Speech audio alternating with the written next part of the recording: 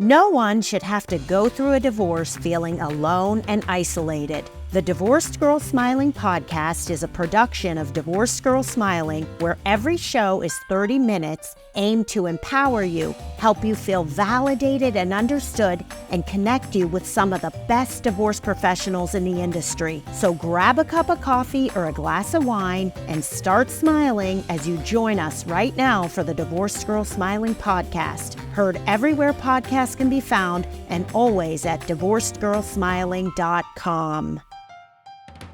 Before we get started, I want to tell you about two Divorced Girl Smiling trusted professionals who I really think you're going to want to know about. The first one is Joanne Littman. So Joanne is a financial advisor with a focus on working with people who are divorced or getting divorced. Joanne is a divorced mom, so she draws on her own experience, but also her several years of experience working with many clients at all stages of divorce and beyond. Joanne doesn't have a minimum, she doesn't charge a fee to meet with her and discuss your situation, and she believes that she should be your advisor, that you shouldn't have a shared advisor or a neutral party with your ex when it comes to finances. I love Joanne. I've known her for several years and I really trust her. Very experienced and very good at what she does. If you want to learn more about Joanne, you can find her in the Trusted Professional section of Divorced Girl Smiling. You can also find Joanne at newyorklife.com. I also want to tell you about a great divorce mediator and negotiation coach. Her name is Melissa Wheeler-Farrig, and Melissa was a practicing divorce attorney in California who spent many years litigating divorce cases. And she was very successful, but Melissa knew that there was a better, smarter way to divorce. So she decided to become a full-time divorce mediator. Her practice is called High Vibe Mediation. Melissa takes a holistic approach to the divorce and co-parenting processes, and she prioritizes equity, respect, and conflict resolution. Love Melissa, really trust her. You can find Melissa at highvibemediation.com or in the Trusted Professional section of Divorced Girl Smiling.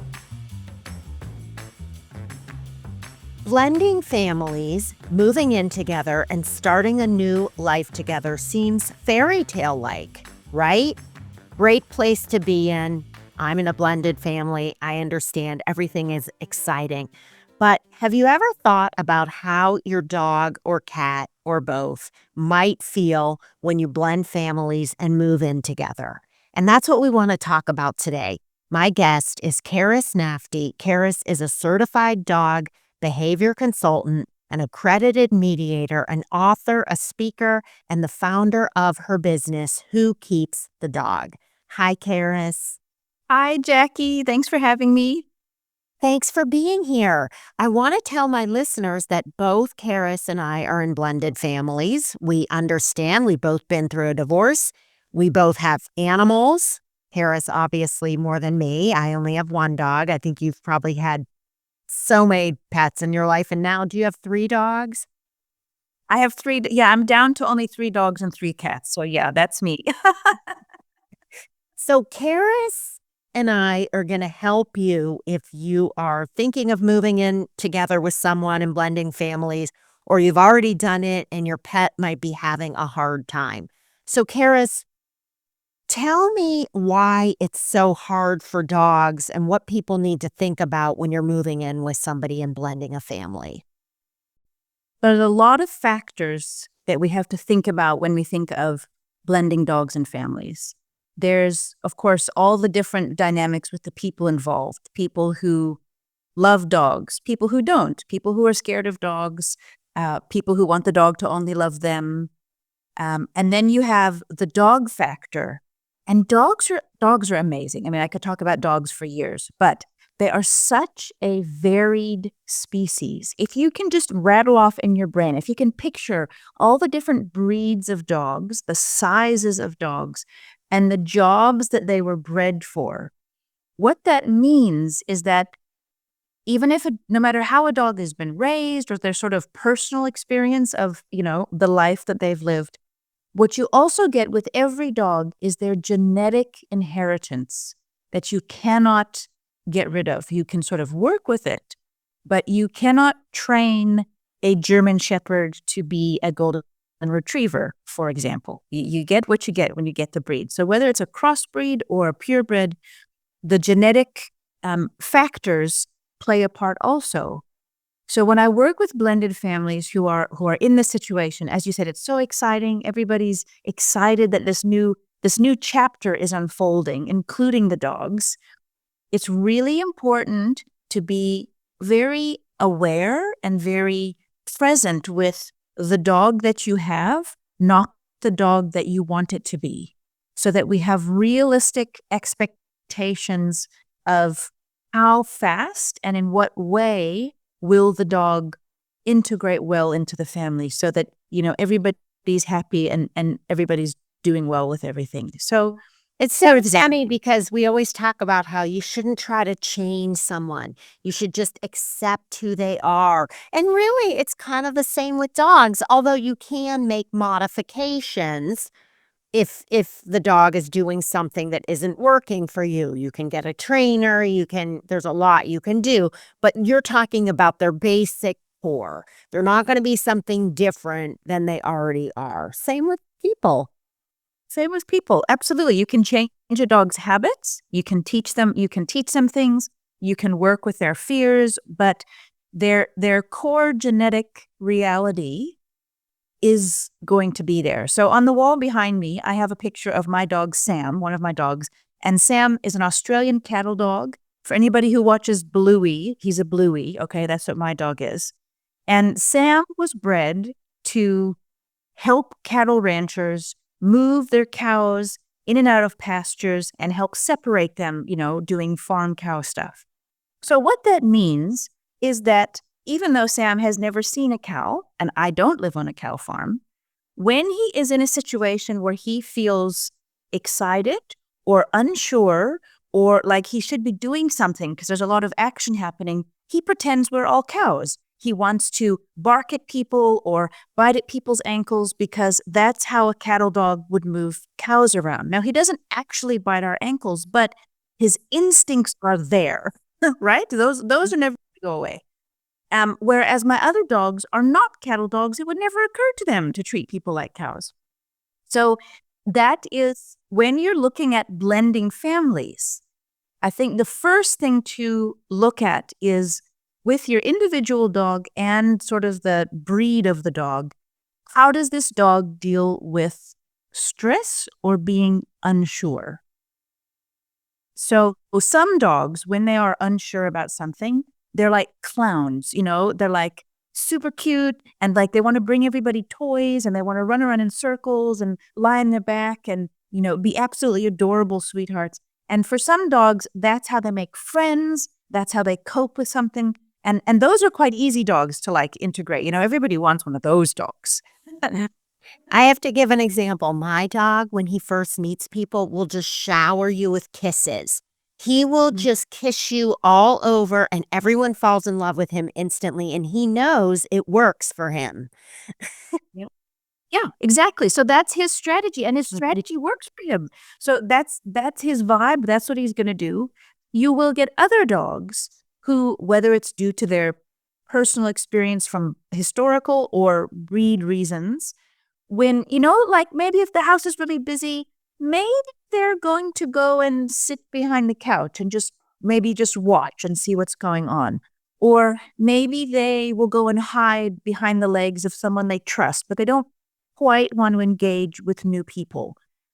So you will, some dogs, when they get excited, they really have to pee everywhere. So it's best to put those dogs outside so they can, go and pee and make themselves feel better about the world. So for blended families, there's two big things I would love people to take away from this podcast. The one is go at your own dog's speed. So when I say that, I mean, of course, in a perfect world, we want the dog to really feel comfortable and happy with everyone in the house, and we want everyone to feel comfortable with the dog. But that won't necessarily happen in the first day or even the first weeks. Sometimes it takes a little bit longer for a dog to feel really safe and really trustworthy with all the people in the house. And the way to facilitate that, I was actually just working with a client now the last few days, and his brother is visiting. He lives in a different state. His brother's visiting, and his brother brought his 4-year-old son. So this dog has lived with a single man who is kind of the only person he's lived with. And now suddenly in his house is another man he's even bigger than his brother, and a 4-year-old. And this dog is a little bit freaked out about these extra people in the house. So I've been talking them through, how are we going to work with this? How are we going to help your dog? Obviously this dog is the first time, the dog's only a year old. It's his first time meeting the nephew. And it's really important to him that, this is his dog for the next 10 or 15 years, we hope. He's going to know this child. We want him to feel comfortable with him. So the way to help a dog who seems uncomfortable with a specific individual or a group of individuals is that those people should totally ignore the dog. Okay? Now that seems backwards because in human land, that's very rude. You would never ignore someone. That would sort of convey you don't like them. But dogs are the opposite. So if a dog does not immediately, like your dog, want to come up to you and give you kisses and engage with you, like whenever I do behavior consults, I do a lot of them online, but when I see people in person, if a dog doesn't come up to me, I totally ignore the dog. I don't look at it. I don't try to pet it. I don't try to get it to sniff me, because that, by not running up to me, that dog is telling me in dog language that, I don't know if I trust you yet. I need to size you up first. Mm-hmm. Exactly. Okay, Karis, I'm going to stop you right there because we have to take a break. But when we come back, Karis has so much more advice for blending families, moving in together, and how to make it a good experience for your dog, which in turn will make it a good experience for you. We'll be right back. I am so excited to announce the newest Divorced Girls Smiling trusted professional, and it's called BH2O. It's a parenting program that helps people co-parent in a healthy way and have a great post-divorce life. So it was founded by Trina Knudsen, and Trina has a passion for helping kids. She always has. She has so much experience. I could list a million things. She worked for the Child in Need of Care Division for her district attorney's office. She's been a foster care social worker, a juvenile corrections officer, a juvenile intake counselor and case manager, and a truancy diversion officer. She's a social worker, she's a divorce attorney, she's a mediator, and she's a parenting coordinator. She's also a domestic case manager and a certified divorce coach. So Trina came up with this program called BH2O, and it is a wonderful way to empower yourself and your family to thrive, to strengthen your co-parenting relationship and your personal resilience, and to transform chaos into calm. If you want to learn more, you can find BH2O, a child-focused joint parenting approach, at thelaneproject.com, and you can also find BH2O in the Trusted Professional section of Divorced Girls Smiling. I also want to tell you about a great divorce attorney in Chicago who I've known for many, many years. Her name is Tiffany Hughes, and she's the founder of the law office of Tiffany M. Hughes. I've known Tiffany for, let's say, 4 or 5 years. She's extremely devoted to her clients, very hardworking. She's a litigator, but she can also help clients mediate. And I've recommended her to a few people who have been extremely satisfied with her service. If you want to learn more about Tiffany, you can find her at thughewslaw.com or in the Trusted Professional section of Divorced Girl Smiling. Welcome back to the Divorced Girl Smiling podcast. My name is Jackie Pilosoff, and I'm your host. Are you thinking of blending families, moving in together, and you have dogs? Maybe you have a dog, he has a dog, maybe just you has a dog, there's kids. That's what we're talking about today. We're going to give you some great advice for if that is your situation. My guest is Karis Nafty, certified dog behavior consultant, accredited mediator, author, speaker, and the founder of Who Keeps the Dog, whokeepsthedog.com. Okay, Karis, sorry, I was like, okay, we're taking a break right in the middle of your sentence. But tell me, tell me what you were going to say about the second piece of your biggest advice. So the first one was like, just ignore, don't try to be best friends with the dog in the first 2 minutes. And before you get into the second thing, what do you do with kids though? Because kids aren't going to do what you do. They're not going to just ignore the dog. They're going to be like, oh my gosh, this dog's so cute. And they're, so what do you do for that? Do you have a talk with the kids? Well, it's certainly very age dependent. So if the kids are old enough to understand that the dog will like them if they ignore it, that can help. But if, like with my client I was talking about who has a 4-year-old, obviously that's not a realistic thing at all.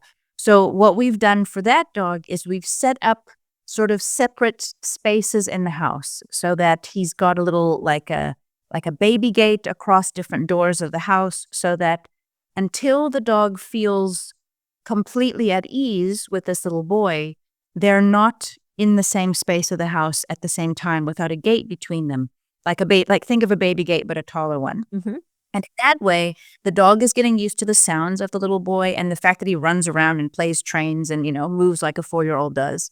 And realizing it's not a danger to him, that he's not being overwhelmed in any way. And then what we're doing to help them become friends is the little boys going on walks with the dog. So the other thing that can help facilitate the friendliness, so in the house, is to really totally calmly ignore the dog.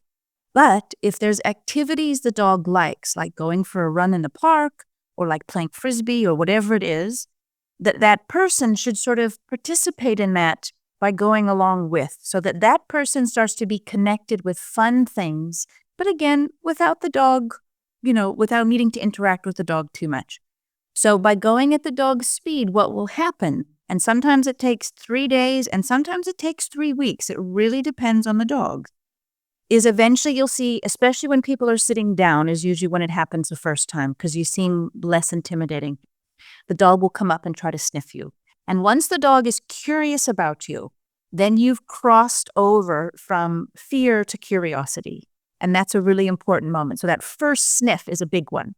And so once the dog starts sniffing, then you can reach under and maybe touch the chin of the dog, but don't go too fast. Don't go and give the dog a hug and give it a kiss. That's scary for dogs sometimes. So be patient in those initial introductions, especially when you're sharing space with a dog. The other piece of advice I have, which is just as important, is that it's crucial people don't take it personally if the dog doesn't love them right away. And that's not easy to do because it's very hurtful. It is.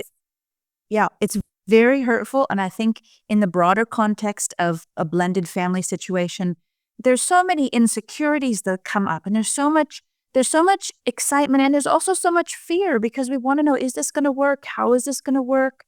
And it can feel devastating, especially for children, but for anybody, if the dog only likes their person that they've already been hanging around with. And if people take it personally, it's very hard. There's almost this sort of either irritation at the dog, or maybe a bit of anger, or this over friendship, come on, dog, I want to make this dog love me. And all of those things are scary for a dog. They don't have a concept, they don't have a broader sense of the dynamics of what's happening. So if the people who maybe the dog is a little bit unsure about can really be I want to say Yoda, Star Wars Yoda, what would Yoda do? Be completely cognizant of the fact that the dog is just a little bit overwhelmed. It doesn't matter if you've had dogs your whole life. It doesn't matter if this is your very favorite breed of dog and you're so excited. The dog is just overwhelmed with the changes. So we just want to go slow enough that the dog kind of makes the first move. Well, and here's another scenario. You could move in I my boyfriend moved in with us 2.5 years ago. And my dog went from making me his favorite person to now my boyfriend is his favorite person. And like, I was like, okay, this isn't fair. I'm the one who walks you, feeds you, does everything for you. And he loves my boyfriend now. So that can feel hurtful. But what I've learned is that A, the dog still loves you just as much, and you're giving more love. Dogs aren't complicated enough to be like, yeah, I like him better. That they're not vindictive. They're not like that. They love everyone. It's just what habits they get into. And so you can't be hurt about that either.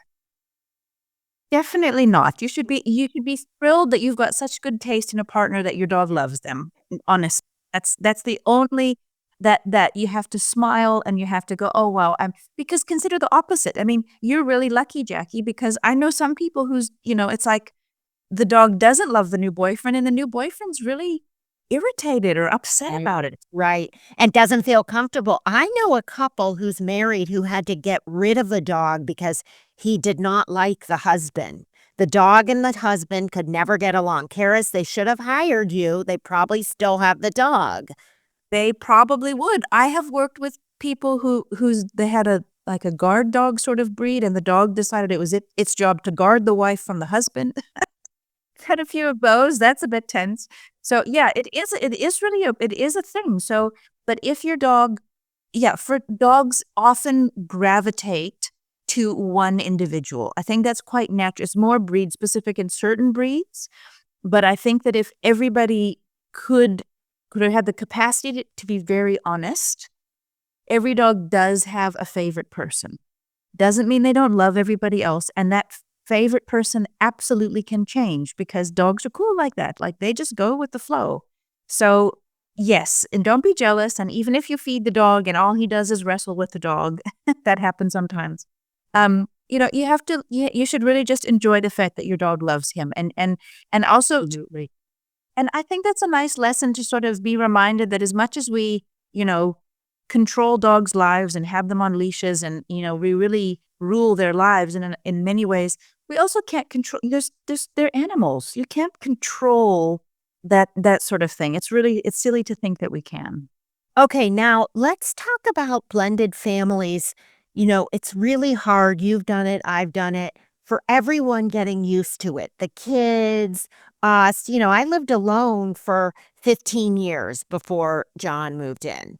It was it wasn't like a hard transition in a bad way, but it was like, wait a minute, that picture frame goes there. Like I was like, so don't you think dogs also feel the stress of the all the changes going on? And, maybe kids who are moving in have never had a dog. Maybe they're moving in with their dog. So there's a lot going on here. So give us some tips of what you can do to make the dog adapt to the change more easily. So maybe three things. First of all, make sure that your dog has a place that they can sleep comfortably where they won't always be disturbed. So whether it's disturbed by people running in and out of the house or whether it's people wanting to pet them, especially if there's little kids. So dogs need a lot of sleep. They need, kind of between 12 and 17 hours of sleep a day. It just depends on the size of the dog. But without that deep rest in the day, their nervous system starts to be on overdrive, kind of like us, and they tend to be a lot more reactive to things. So make sure your dog has a quiet resting space where they can just relax. And then the flip side of that is make sure they're getting enough exercise.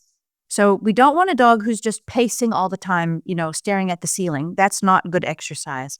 You want trips to the park or good walks or going for a run or whatever it is that is appropriate for your dog's age and size, where they get really, really tired in a concentrated period of time and then they can sleep. That's happiness for a dog. Exercise in the morning, sleep all day, exercise in the afternoon. That usually works, as a broad suggestion. When people are doing something like moving the picture frames and figuring out whose turn it is to make dinner, it's easy to not walk the dog. It's easy to deal with everything else. And sometimes the behavior issues that pop up for people want to, they look for very complicated psychological reasons. Why is the dog being weird? And it's like, oh, well, you didn't walk him for a week. That's probably why. So get your dog, get them out for enough exercise and maybe a bit extra if you think that is necessary. And those, Jareth, what do you think about this idea? What if there are stepkids moving in with you? You could say, hey, would you like to set up a time where every day after school you could take so-and-so for a walk? This way, the kid feels like they're included. They have purpose. The dog's getting maybe an extra walk. The kid and the dog are getting to know each other, because all they're doing is walking them on a leash. So the dog, of course, is going to feel safe. Any dog wants to go for a walk with anyone, right? And so maybe try to get them familiar with each other that way. Yeah. Yes. And with just a few little caveats with that, say, if the dog is particularly attached to the parent or the owner that it came in with, they might be a little bit worried initially if the stepkid takes it for a walk without, let's say, mom or dad that the dog is used to. So if that's the case, for the first few walks, the dog's happiest familiar person should also go on the walk so that the dog doesn't feel kind of like they're being taken away from that person. But that usually just takes a couple of walks for the dog to realize, oh, cool, we're just going on a walk together. So definitely, you've got to check in and make sure, just, use your common sense. How much does the child weigh? Do you have a 4-year-old child and a Saint Bernard? That won't work. But if it's a child that can physically control the dog, and that the dog is easy to walk, absolutely. Exercise and walks are the best way to make friends for dogs by far. Yeah. Any final words of advice? If you feel like you need help, reach out to a qualified professional in your area, okay? Go to your vet first. This is my suggestion. Ask your vet, who do they recommend? Because there's a lot of people out there who might call themselves dogs experts, but maybe they're not qualified. So a little bit of good advice goes a long way. So get some good advice and take it slow and keep your expectations within reason and try to enjoy the process. Or reach out to Karis. Well, can always reach out to me. Please reach out to me first. But if I'm I'm happy to help. I really am. It's like I work with people all over the world with this kind of thing. So if you need any help, I'm here. I'm very happy to help. I would love to. Yeah. Well, every time we do a podcast, I learn so much that I didn't know I was doing wrong with my dog. I do the best I can, but I do always think, I don't do that, or I shouldn't be doing that. So thank you for all your great advice, Karis. Thank you for being on the show. Thank you, Jackie. I love being here with you. Thank you for all your great questions. Love it. Thank you. And if you want to reach out to Karis, she can be found at whokeepsthedog.com. You can also find Karis in the Trusted Professionals section of Divorced Girl Smiling. Thank you so much for listening, everyone. We'll talk to you real soon.